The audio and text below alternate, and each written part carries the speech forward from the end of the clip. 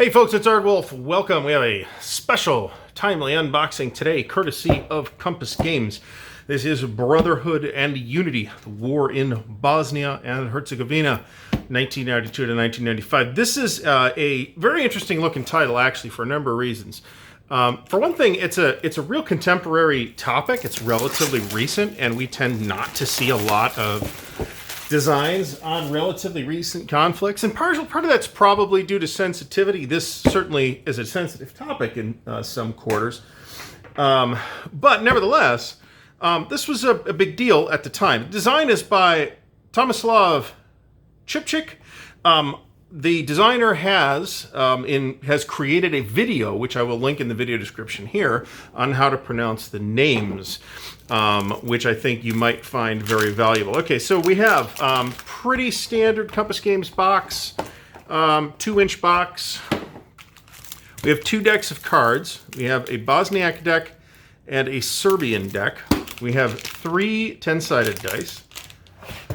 And I'm not sure whether there's 3 factions here or not. This is a 2-player game, right? 2 to 3-player game, actually. That's very interesting. Okay, so contents of the box. We have a rule book, which is a glossy paper. Quite nice. Quite well illustrated, it looks like. An index in the back, which is great to see. 32 pages, of which it appears that roughly 22 pages or so, 21, 22 pages are actual rules, and the rest are card notes and bibliography and pictures of the counter sheets and that kind of stuff. From what I've been able to ascertain about the game system so far, it looks like a variant on the Paths of Glory system. So those who like that game might like this as well for mechanical reasons. I do like that game quite a bit. We have 3 player aids. They look identical, which have a sort of strategize and map on them.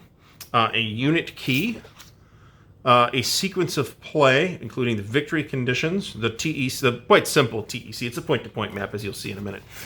These look identical. I don't see a CRT on here. A CRT is a feature of Paths of Glory. We have 1 counter sheet. Looks like there are 2 counter sheets. These are the much thicker, newer Compass Games brown core stock. They are the pre-rounded counters. Those who don't want to clip their own counters will like that. And they look like 9/16, maybe.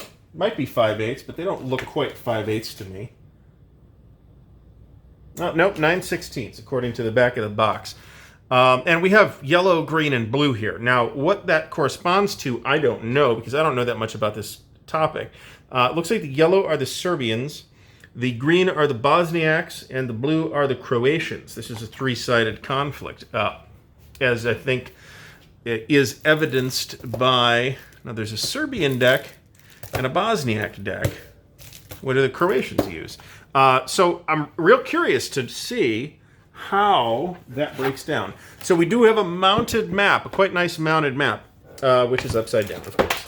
So let's try to fix that. The back feels very nice. Looks like they did a nice job mounting it, as has been the case with all the Compass Games mounted maps that I've seen. It does pooch up a little bit, but that's something that I would expect from a brand new, straight out of the box game with a mounted map. And it's really pretty flat already. I bet that you could flex this just a wee little bit and get it to lay completely flat. You got to be careful doing that, though, because I've been known to break boards.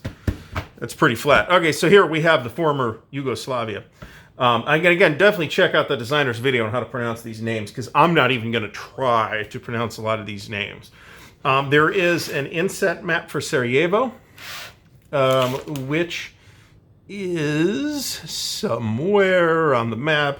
A little hard for me to read the red text on the map in this light, but I don't have good lighting right now. We do have a TEC down here. We do have a turn track and a sequence of play on the map. Serbian foreign units. Here's a map key. Croatian foreign units. I'm curious to see how the combat works, because I don't see a TEC anywhere. There doesn't have to be a TEC, right? So, but Pazagori has one, and this looks, at least in terms of the card play, fairly similar to Pazagori. So let's bust open the Serbian deck and see what we have. I apologize if the light's not great, but it's kind of what I have to deal with right now. Okay, so, okay, there are what look like 3 decks. There's, okay. Well, that explains that then, doesn't it? So right there, that is pretty interesting that this is a 3-sided game.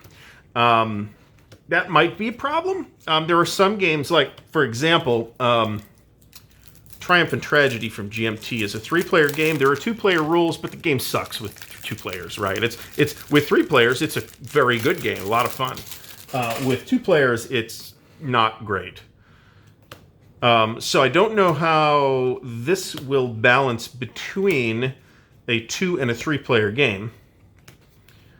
If you would like to see some playthrough content on this, please mention it in the comments below. I have a relatively busy schedule at this exact moment, but mention it below. Yeah, so it looks like, and each of the 3 decks is separated between early, late war, and then both. So there's an early war deck and a late war deck.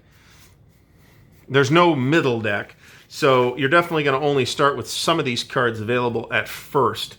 Like I said, this is a quite interesting looking game. The components are really quite nice. Looking at the counters, in addition to them being nice and thick, the factors on them are fairly large. It looks like they represent brigades for the most part. And these guys are probably ownership markers. And then we've got some additional guys, entrenchments, and some additional units down here, which I don't know what they are. But these are probably international forces of some kind sent to tamp this conflict down. So, Brotherhood and Unity. This was kind of an unexpected arrival, but now that I have it in hand, I am actually fairly interested in giving it a whirl. So if you have found this valuable, please give the video a thumbs up. I'm going to have to put the cards, rubber band the cards or something like that. Please give the video a thumbs up, please. Don't forget to subscribe to the channel. Click the little bell icon to get notified when new content comes out. Leave me any comments or questions in the comments and questions section below. Don't forget to check out the creators channel, which I will also link down there. And do check out the Patreon if you'd like to support Ardwulf's Lair. Thanks for watching, and until next time, happy wargaming.